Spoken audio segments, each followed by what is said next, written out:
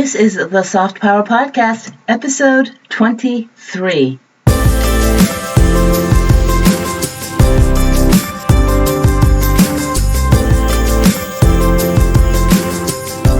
Hi, I'm Susan Callender, and thanks for joining me.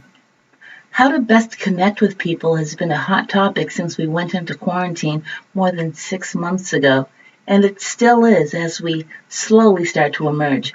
Now, of course, there are extroverts who are bursting at the seams. They want to be back in their normal workplace, which is not a makeshift home office or a dining room table, and interact with people physically distanced and face-to-face. They need that energy to thrive. And on the other hand, there are the shy or introverted professionals who just can't believe their good fortune. In fact, I need to change that. We cannot believe our good fortune. As a quiet, socially reserved person, I'm definitely in the latter camp. I became Zoom fatigued early on and stopped attending meetings. Even though I have run an online business for several years, that plus the number of Zoom meetings that came about in the spring of 2020 were just too much for me. But now I'm ready to go back, but in moderation. Which brings me back to why conversation and creating new connections has become such a big and hot topic over the past 6 months. Simply put, we end up missing what we don't have. So even the introverted and the shy among us started to notice that there are limits to how much quiet is too much, because at the end of the day, we are, as humans, just intended to socialize and not be isolated. We are here on this planet for each other. So we are more energized and happy when we can share thoughts and ideas with people with a good balance of face-to-face interaction and a little virtual. It's the total virtual experience that has some of you very bummed out. That's because we can't always feel a person's vibe through the screen.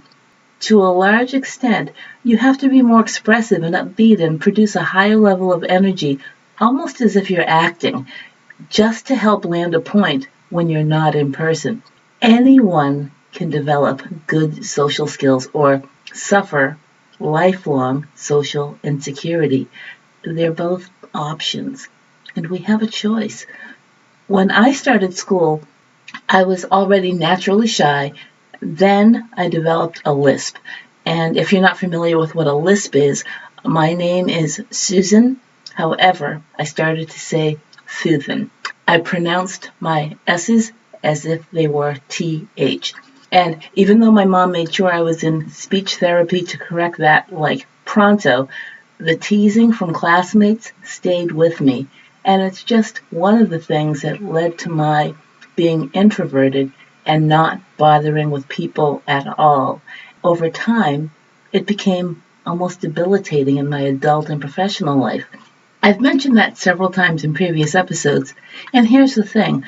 Like anything I or you decide to do or overcome or excel at, it just takes desire, and that desire prompts us to set a goal, and then, of course, to find a way or the means to achieve the goal. I had a strong desire to overcome my shyness, my introversion, to be a little less self-conscious, to be less socially reserved. I had a lot of things going on, but knowing that they start in my mind. They're all thoughts that I have. So if you feel awkward around people you just met, you may avoid situations that put you into that position. But you must be mindful that a person who you are meeting for the first time has no paradigm. They have no idea what to expect from you. So relax. Now, most weeks, and today is no exception, I'm going to give you actionable guidance on what to do and what to say. So when you're feeling uncomfortable or unsure of what to say, or if you worry about what people might think of you, that will be a big waste of time, and it's just time to end that, and that's why I'm here to help you. When you choose to spend your precious time worrying rather than using that time to make yourself better, you've placed yourself at a disadvantage because you've chosen to dwell on images in your mind that are not real, and you have a tendency to think of disempowering images. When you think something will have a negative outcome, it often does. Therefore, when you change the image to one of you either entering a room with great, powerful posture and a confident stride, or you're logging on to a virtual meeting and maintaining eye contact with the camera lens and not the monitor and greeting people enthusiastically, you've created a very different outcome, and it's still in your mind. This can cause us to avoid social situations, cut ourselves off from others, and gradually become isolated and lonely when we continuously create negative pictures. So now you get it, right? We're not born socially savvy, but rather it's a choice that is made. And if you opted for a less social existence for a number of years, well, that's why the Soft Power Podcast exists, to help you speak up and stand out in competitive and at times high-stakes situations. Through the Soft Power Podcast, you will learn how to silence self-defeating thoughts, be far less critical of yourself, be less self-conscious when all eyes are on you, and become so confident you'll start to look for places and opportunities to use your new skills. You're not going to be a different person or seriously alter your personality, but you will be amazed at the number of opportunities that open up for you. Just a few days ago, a coaching client mentioned that he felt recognized by the executive team at his company, and he knows it's because he's changed how he shows up. He's the same person, has the same education, he has the same skills, but a different professional persona.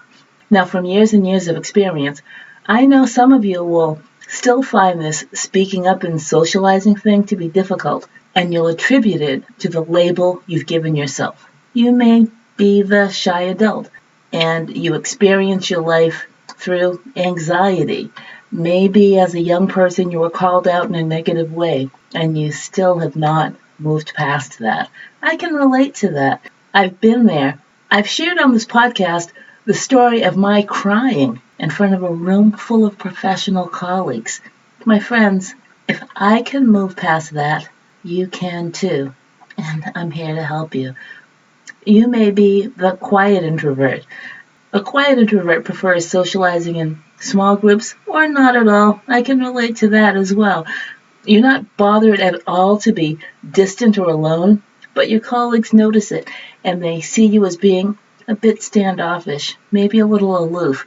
That's not a good look. I can definitely agree with that, but I can help you move beyond that as well. You may be the deep thinking or the introspective introvert. That means that you are just the classic overthinker. You love to create problems that don't exist, and you're seeing things from all angles that don't even necessarily matter. You will be better served and more successful by taking action and being decisive rather than overthinking. You may be a hyper-introvert. You'll recognize this because your aversion to improving social skills leaves you feeling super self-conscious. You dwell on thoughts of what could go wrong instead of the great value you bring and how that alone makes everything right. Then you have the socially reserved. Being reserved doesn't mean that a person doesn't enjoy socializing, but it can make it more challenging. The socially reserved professional wants to be invited, but you don't necessarily have anything to say. Well, you do have something to say, but you want to contribute on your own terms, and you don't need the help of anyone drawing you out. Socially reserved professionals prefer to think before they speak or act. So, with all these gradations of quiet, what are the best approaches to making small talk or chit-chat work for you? Well, I've laid out 7 ways to quickly be a winner at the chit-chat game. The first one is to set out to just make people feel good. There's no error in that whatsoever. Always look for ways to make the other person look good. How can you do that? The first one is so easy: offering sincere compliments. If you are in the presence of a person where you have made a conscious decision to place yourself next to them or approach them, there should be something to say. You will share some commonality if you're in the same space, most likely in a business situation. So, what is a compliment? Many people mistakenly think that a compliment has to do with a person's physical being. For example, nice haircut, nice dress, nice tie. Those are all in the wrong direction. When you're thinking in a professional sense, you can think of a compliment that may have to do with, let me see, what would we do without you? Great compliment. If someone said to me, what would we do without you? I would think, oh my goodness, I am appreciated. That's all we want in life, soft power society. We want to be acknowledged and appreciated for our efforts. What if someone said to you, your perspective is refreshing? That means that whatever you just stated came from an angle where you may have been hesitant to state it, but the person that you're chatting with obviously appreciated what you had to say. Another one could be somebody telling you that you're really making a difference. That's a high compliment. To know that whatever it is that you bring to the table is valued is a wonderful thing. The next thing you should definitely do to make people feel good is to always give credit where credit is due. Sometimes, and you know this when it's happening, a person knows that you've had an achievement in your life, but they're skirting the issue. They're not mentioning it. Perhaps it's because of jealousy or envy. Always give credit where credit is due. Recognize your colleagues' accomplishments. It is the kind and polite thing to do. Always allow a person to shine in his or her own light because you would appreciate the very same thing. The next thing is to just be genuinely interested in a person. Be curious. Who are they? Treat the conversation as a way to get to know a person's background. Once again, there are always commonalities between people. Find out what's important to them, or why do they do what they do? How did they get into that field? What was the catalyst for them? Perhaps it's very different from you. Perhaps it's shared. That's how you find out. You will not have anything to base any future relationship on unless you ask good basic questions. Now, if you're not interested in the other person, and sometimes, quite frankly, we are not enthused by the conversation, just keep the conversation polite and brief and move on to someone else that you would prefer to chat with. And a little bit later, I'll tell you how to extricate yourself from that conversation. The third tip that I'll share with you is to avoid negative topics and any complaints. Always go for the positive and the upbeat. That means rather than talk about past grievances, just discuss future plans or future goals or good things that are either coming to you, your conversation partner, or the company. Talk about things that you look forward to. When we talk about things that we're looking forward to, our whole demeanor, our whole persona changes because we're excited about something. Now, it is okay to talk about negative topics when it's totally appropriate, but only when it has a specific purpose, but it's not how you want to either both start and end the conversation.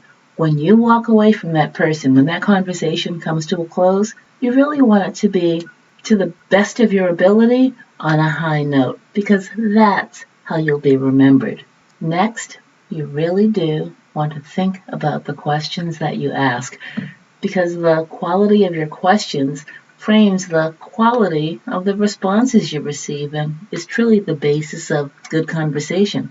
Good questions are specific and not general, and specific answers are generally more satisfying. For example, don't ask, what did you enjoy about the conference? Instead, take the opportunity to go several layers deep and ask, what breakout session did you get the most from? Then you want to follow up after the person's response with a why question, and then perhaps another follow-up with a why, because it's the whys that get us down to what a person's core purpose is. You can offer interesting insights as well. Anybody can talk about the news or the weather or express basic opinions, but know that your general knowledge is great fodder for a terrific chat. That's why it's good to be well-read and to have knowledge in varied fields and topics. By the way, are you reading every day? 1 hour of study every day will make you a national and possibly a global authority in your field. Next, if you really want to take the pressure off yourself, ask the person to tell you a story. The most interesting information is found in stories, so ask people to tell you one, and it's pretty easy. So you don't want to ask, how was your trip? Instead, frame your question by saying, what was the most exciting or unusual thing to happen as you drove cross-country? Sounds similar, but you will get a very different response and perhaps a great conversation out of it. We don't want that story to be too long, because the next tip I'm going to share with you is to keep it brief, be bright, be a little bit fun, and then be done. So you want to ask questions that can help you learn about a person, but you want not a full life story. You want to keep it down to a few minutes.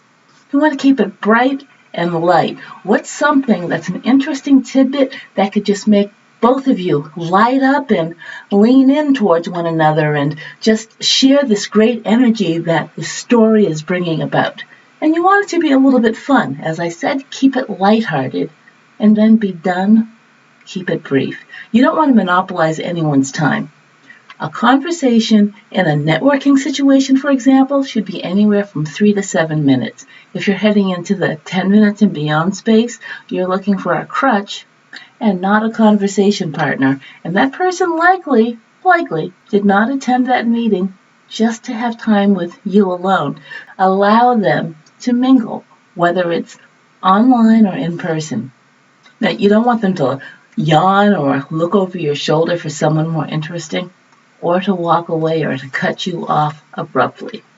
Next, you want to be a connector. You never want to abandon anyone. Let's take this as an in-person situation for this example. If you are speaking with one person and there's a cluster of people near you and you must extricate yourself from that conversation, just introduce yourself to them and then introduce them to your conversation partner. Moments later, excuse yourself. It's been my pleasure spending time with both of you. I must be leaving. Enjoy the rest of your day. Enjoy your evening, and then be off. That is so much more kind, polite, and smooth than simply walking away and, for the most part, abandoning a person. Social skills, interpersonal skills, people skills, or power skills, whatever your preferred vernacular, they're like any other skill where you have the opportunity to excel. I know this firsthand, having gone from a wallflower to socially skilled. It's an honor to be here to help you as well. Soft Power Society, if you struggle to make small talk or to increase your circle of friends, Social Skills Secrets was written just for you. It's full of actionable, step-by-step guidance to help you live the full and fun life that's intended for you. You can get your free copy at businessclass.expert/social. Thanks for joining me today. Bye for now.